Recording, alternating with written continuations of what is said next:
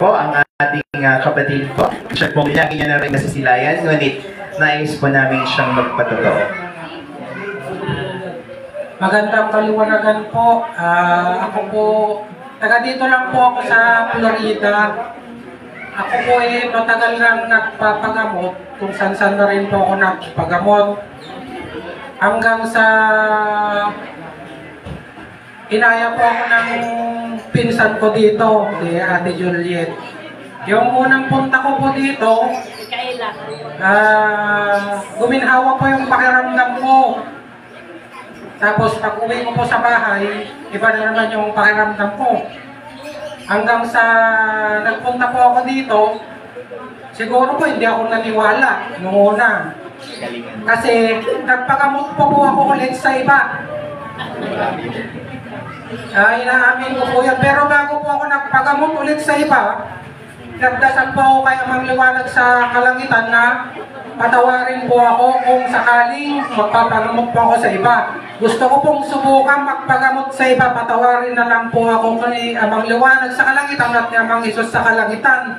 Gabayan na lang po ako. Noong nagpagamot po ako sa iba, hindi pa lang po ako ginagamot, dudang-duda na po ako sa paggagamot, parang wala pong mangyayari sa akin, wala na po kagad akong tiwala. E di nagpagamot pa rin po ako, lalo po lumala yung nararamdaman ko. Hanggang sa bumalik po ulit ako dito, nagpagamot po ulit ako dito. At yung pakaramdam ko po, okay na naman na nagpagamot ako. Pag umuwi po ako sa bahay, masama pong pakiramdam mo kasi may mga revolto po kami sa bahay. Opo. Ngayon, ang ginawa ko, lagi kong kinakausap yung magulang ko. Sabi ko sa kanila, may nakatira dyan sa revolto nanay, kako, kunin ko na yan. Katoliko nga po kami, siyempre hindi po sila maniniwala sa akin. Ngayon, yung bahay po kasi namin, napakaraming kung ano-anong, may revolto po ron, isa lang, pero maraming gawa ng tao. Kung ano-ano. Ngayon, di nakumbinsi ko po yung nanay at tatay ko na kunin ko yung revolto. Kinuha ko po yun, pati ang mga gawa ng tao ron, pinasunog ko nga po sa kanila. Ngayon, hindi po ako mapakali, may mga hinahanap pa po akong mga Bible, di hinalukay ko po lahat yun. Sa dami ng gamit sa bahay, talagang hinalukay ko lahat. Pag wala yung nanay ko, pati yung kwarto niya, pinapasok ko. Kukunin ko lahat kung ano-ano rin, yung mga lana-lana na nabibili, kukunin ko lahat yun. Tapos mga buwan na po nakakalipas, may buwan na okay na, magaling na, akala ko magaling na ako, dire-diretso na, tapos mga ilang buwan, sama na naman ako ng pakiramdam ko. Halukay na naman ako ron, pati yung mga, ano nga pong tawag yung tuwing binabasbasan ng mga dahon ng nyog. Palaspas, kinuha ko lahat yun, pinasunog ko rito, hanggang ako na rin, sinusunog ko lahat na nakikita ko ron. Pero ang pinaka-importante po para sa lahat, kahit na po hindi mawala sa tahanan nyo yun, kung yung pananalig nyo ay buo at talagang sa kanya yung pananalig nyo, hindi po kasi pwedeng maunang gumaling ka muna bago ka manalig. Kailangan po manalig ka para gumaling ka. Kasi po, yung iniisip po natin na pagalingin muna ako bago ako maniwala, maling-mali po yun. Kasi yung pong isip ko, parang ganun din po nun. Na paano ako maniniwala, hindi naman ako pinapagaling. Sa tagal po ng pagpunta ko rito at pinapakinggan ko po yung mga mensahe ng mga banal na anghel, lalo na kung nagsasalta ang ating Amang Hesus sa Kalangitan na sinasabi niya kung ano ang iyong kahilingan, basta tumawag ka lang ng tama sa ating Amang Liwanag sa Kalangitan, matutupad. Kung ano man po yun, kung kasakalusugan man yun o kung ano man yung kayong kahilingan, kanyang ibibigay. Doon ko po napagtatanto na dapat po pala unahin mo muna sa kanyang maliwanag, siyang tunay po. Maniwala ka muna bago kanya papagalingin. Manalig. Ayon po ang aking napag-aralan na inuuna ko po talaga manalig ng manalig. Nasa trabaho po ako, kahit pagalitan ako ng amo ko, iniiwanan ko yung customer. Pagkabandang alas 9, alas 12, alas 2, talagang sinisingit ko pong magdasal. Kahit na hindi na po umuwi, kahit nakikita po ng mga tao ron, kahit anong sinasabi, ano kayang ginagawa nun?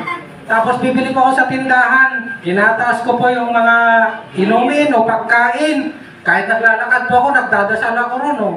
Tinataas ko, tapos sabay, kahit nakikita po nila ako kung anong ginagawa ko. Yung mga tao ron, lagi ko po naririnig po sa mga panananghel dito na uriin man ako, hayaan mo lang sila. Kaya kahit uriin nila ako, okay lang sa akin. Tapos pag mayroon po ako mga customer doon, binabagihan ko rin po sila. Kadalasan po, napakarami kong naging customer na nagpunta na po dito.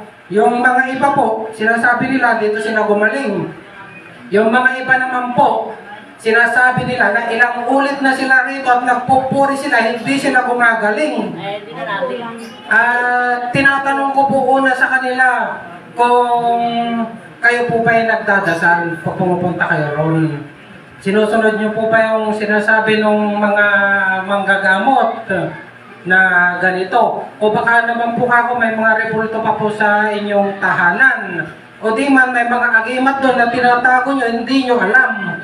O kaya naman ka, kung hindi kayo naniniwala, kahit maghapon magdamag kayo, magdadasal, magtawag-tawag dyan ka ako. Kung hindi naman kayo maniniwala, paano kayo gagaling? Yun po ang sinasabi ko sa kanila, at hindi na po sila nagsasalita. Sa isip ko na lang po, siguro, hindi naman siguro ako nasobraan sa pagsasalita o tama yung sinabi ko. Kaya sabi ko, tapos bigla po akong matatahimik ko minsan, pupunta pa ako sa isang tabi. Patawarin niyo po ako mangliwanag sa kalangitan ng mga Isus sa kalangitan. Baka po may naituran ako na mali. Patawarin niyo po ako. Yun po ang aking madalas dinarasan kung sakali pong nagtuturan ako. Humihingi rin po ako ng tawad. Kung mayroon pa po akong mga pagkakamali, siguro po ako, yun po yung tama na mapag-aralan ko, yung mga mali na may tuturan. Kasi kailangan din po natin talagang pag-aralan, mabuti ituturan natin kung ito yung mali o tama. Yun lang po ang aking gustong sabihin. Lahat naman po tayo pag nagturan, kasi lalo na pagka medyo gaganahan ka naman, makukuha mo na yung loob ng tao. Kung minsan parang mayroon tayong may tuturan na naituran na natin, biglang sasabihin ng isipan mo, parang Paul may mali. Ganun, kailangan bago ituran, pag-isipan mo na mabuti. Kaya po, lagi kong sinasabi po at lagi kong pinagdarasal sa ating abang liwanag sa kalangitan, ang mga Isus sa kalangitan, na ituro po at bigyan po ako ng talino at mapagmahal na puso. Siya pong aking gagamitin sa aking pakikidigma o pagturan sa mga kapatid. Na ituro po sa akin ang tamang pagturan. At kung ano man po ang aking pagkakamali, ay patawarin po ako. Yan po ang aking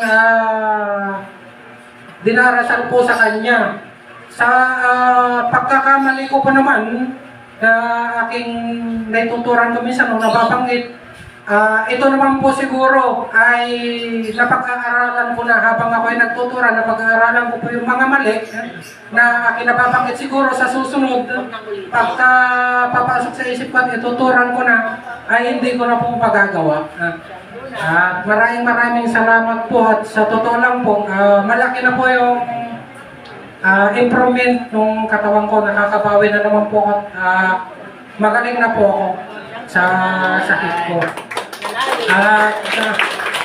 Kung meron pong meron po akong tinuturanan dito dahil sa kung saan na po ako napunta, talagang meron po akong mga nakakasalamuhang may mga cancer kasi nagpapagamot din po ako. Sila rin, kaya yung sinasabi ko sa kanila na pumunta rito, hindi ko man po silang maturanan ng tunay na tawag sa abang liwanag sa kalangitan, abang Isus sa kalangitan, sapagkat yung oras po ay kulang na kulang pag magtuturan ka sa nagpapagamot po kayo. Sinasabi ko na lang po, pumunta sila dito. At kung tatanungin kung sino nagpapunta, sabihin lang po, ako yung nagpapunta. Hindi ko man po sila maturan kasi po yung oras talaga, hindi mo pwedeng turan, nagpapacheck up kayo dalawa. Hindi pwede kaya sinasabi ko na lang po yung address dito. Basta ka, kung manalig ka lang sa Ama sa langit at maniwala ka lang, ano man yung sakit mo, gagaling. At yun lang po at maraming salamat.